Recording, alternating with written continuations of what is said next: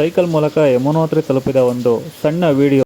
ರಾಮದೇವ, ನಾನು ಕರ್ನಾಟಕ ರಾಜ್ಯದ ತುಮಕೂರು ಡಿಸ್ಟಿಕ್ನ ಒಂದು ಚಿಕ್ಕಬಳ್ಳಾವಿ ಗ್ರಾಮದಿಂದ ಯಮುನೋತ್ರಿ ರೀಚ್ ಆಗಿದ್ದೀನಿ. ಯಾವುದೇ ತರ ತೊಂದರೆ ಇಲ್ಲದೆ ಇದುವರೆಗೂ ಯಾರೆಲ್ಲ ಸಹಾಯ ಮಾಡಿರೋರಿಗೆಲ್ಲ ಧನ್ಯವಾದಗಳು. ದೇವರಲ್ಲಿ ಕೂಡ ಕೇಳ್ಕೊಂತೀನಿ. ನನ್ನ ಒಂದು ಉದ್ದೇಶ ಏನಪ್ಪಾ ಅಂದ್ರೆ ರೈತರ ಏಳಿಗಾಗಿ, ದೇಶದ ಒಳಿತಿಗಾಗಿ, ಹಾಗೆ ದೇಶದ ಯೋಧರಿಗೆ ಒಂದು ಶಕ್ತಿ ಕೊಡ್ಲಿ ದೇವರು ಅನ್ನೋ ಒಂದು ಉದ್ದೇಶ ಇಟ್ಕೊಂಡು ನಾನು ಈ ಯಾತ್ರಾ ಮಾಡ್ತಾ ಇರೋದು. ನಿಮ್ಮ ಒಂದು ಸಹಕಾರ ಯಾವಾಗಲೂ ಹೀಗೆ ಇರಲಿ. ಒಂದು ಧಾಮ್ ಕಂಪ್ಲೀಟ್ ಮಾಡಿದೀನಿ, ಚಾರಧಾಮಲ್ಲಿ ಮೂರ್ಖ ಬಾಕಿ ಇದೆ.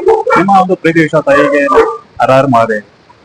ದರ್ಶನ ಮುಗಿಸ್ತಾ ನನ್ನ ಒಂದು ಜರ್ನಿ ಒಂದು ಸಣ್ಣ ಝಲಕ್ ತೋರಿಸ್ತೀನಿ ಬನ್ನಿ ಹೇಗಿದೆ ಅಂತ ಹೇಳ್ಬಿಟ್ಟು.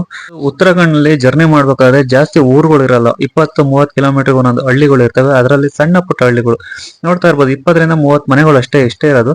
ಇಲ್ಲಿನ ಒಂದು ಜನರ ಪರಿಸ್ಥಿತಿ ಹೇಗಪ್ಪ ಅಂದ್ರೆ ಅವಾಗ ಲ್ಯಾಂಡ್ ಸ್ಲೈಡಿಂಗ್ ಆಗ್ತಾ ಇರುತ್ತೆ, ರಸ್ತೆಗಳು ಇರಲ್ಲ. ಸ್ಲೈಡಿಂಗ್ ಆದಾಗ ರಸ್ತೆಗಳೆಲ್ಲ ಕೊಚ್ಚಿ ಹೋಗ್ತಾ ಇರುತ್ತೆ. ಅದ್ರ ನಡುವೆನು ಈ ಒಂದು ಉತ್ತರಾಖಂಡ್ ಸರ್ಕಾರ ಇಮಿಡಿಯೇಟ್ಲಿ ಒಂದು 2-3 ಡೇಸ್ ಅಲ್ಲಿ ಎಲ್ಲ ಕ್ಲಿಯರ್ ಮಾಡ್ಕೊಡುತ್ತೆ.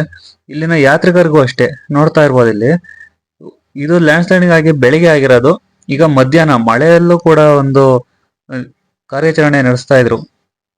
ಅದನ್ನ ಬಿಟ್ಟು ಹಾಗೆ ಬಂದ್ರೆ ನೋಡ್ತಾ ಇರ್ಬೋದು ಬುಲೆರೋ ಹಾಗೆ ಟ್ರ್ಯಾಕ್ಟರ್ ನೋಡ್ಬೋದು. 2 ಭಾಗ ಆಗಿದೆ ಗುರು.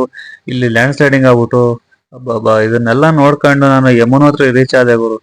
ಒಂದು ಕೆಳಗಡೆ ಒಂದು ದೇವಸ್ಥಾನ ಇತ್ತು, ಹನುಮಾನ್ ಮಂದಿರ ಅಂತ ಹೇಳ್ಬಿಟ್ಟು ಅಲ್ಲಿ ಒಂದು ಧರ್ಮಶಾಲದಲ್ಲಿ ನನ್ನ ಒಂದು ಲಗೇಜ್ ಎಲ್ಲ ಇಟ್ಬಿಟ್ಟು ಸೈಕಲ್ ಅಲ್ಲೇ ನಿಲ್ಸ್ಬಿಟ್ಟು ಈಗ ಟ್ರೆಕ್ಕಿಂಗ್ ಮಾಡ್ತಾ ಹೋಗ್ತಾ ಇದೀನಿ.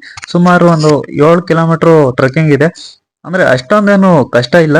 ಬಟ್ ಇಲ್ಲಿನ ಒಂದು ಪ್ರಕೃತಿ ನೋಡ್ತಾ ಹೋದ್ರೆ ಅದು ನಾವು ನಡೀತಾ ಇರೋದೇ ಗೊತ್ತಾಗಲ್ಲ, ಅಷ್ಟು ಚೆನ್ನಾಗಿರುತ್ತೆ. ನೋಡ್ತಾ ಇರ್ಬೋದು ಜಲಪಾತಗಳು ಬೀಳ್ತಾ ಇರೋದು, ಅಂದ್ರೆ ಬಂಡೆ ಸಂದಿಗಳಲ್ಲೆಲ್ಲ ರೋಡು. ಇಷ್ಟೊಂದು ಟಫ್ ಆಗಿರೋಂತ ಜಾಗಗಳಲ್ಲಿ ನಾವು ಟ್ರೆಕ್ಕಿಂಗ್ ಮಾಡ್ತಾ ಇರ್ತೀವಲ್ಲ, ಅದು ತುಂಬಾನೇ ಕಷ್ಟ.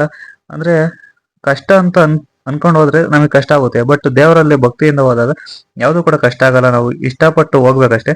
ಈ ಒಂದು ಸೋಲೋ ಜರ್ನಿ ತುಂಬಾನೇ ಚೆನ್ನಾಗಿರುತ್ತೆ. ಒಂದು 2-3 ಬಂದ್ರೆ ಚೆನ್ನಾಗಿರುತ್ತೆ. ಇನ್ನು ನಿಮ್ಗೆ ಒಂದು ಧೈರ್ಯ ಇದ್ರೆ ಮಾತ್ರ ಸೋಲೋ ಜರ್ನಿ ಮಾಡಿ. ಇಲ್ಲಿನ ಒಂದು ಸೈಕಲ್ ಜರ್ನಿ ಮಾಡೋದು ಅಂದ್ರೆ ತುಂಬಾ ಕಷ್ಟ ಇದೆ ಗುರು.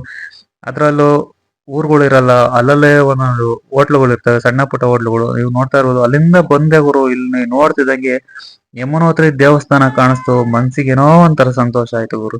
ನೋಡ್ಬೋದು ಇಲ್ಲಿ ಇದೇ ಒಂದು ಯಮುನೋತ್ರಿ ದೇವಸ್ಥಾನ. ನೋಡ್ತಿದ್ದಂಗೆ ಆನಂದ ಹೋಗ್ಬಿಡ್ತು. ದೇವಸ್ಥಾನದ ಬಳಿ ಬರ್ತಿದ್ದಂಗೆ ಇಲ್ಲೊಂದು ತಪ್ತಕೊಂಡ ಇದೆ. ಈ ಒಂದು ತಪ್ತಕೊಂಡ ಅಂದ್ರೆ ಬಿಸಿ ನೀರು, ಕುದಿಯೋ ನೀರು ಬರ್ತಾ ಇರುತ್ತೆ. ಅದ್ರ ಜೊತೆಗೆ ತಣ್ಣೀರನ್ನು ಕೂಡ ಬೆರಕೆ ಮಾಡಿ ಬಿಟ್ಟಿರುತ್ತಾರೆ, ಯಾವ್ದೇ ತರ ಇದಾಗಬಾರ್ದು ಅಂತ ಹೇಳ್ಬಿಟ್ಟು.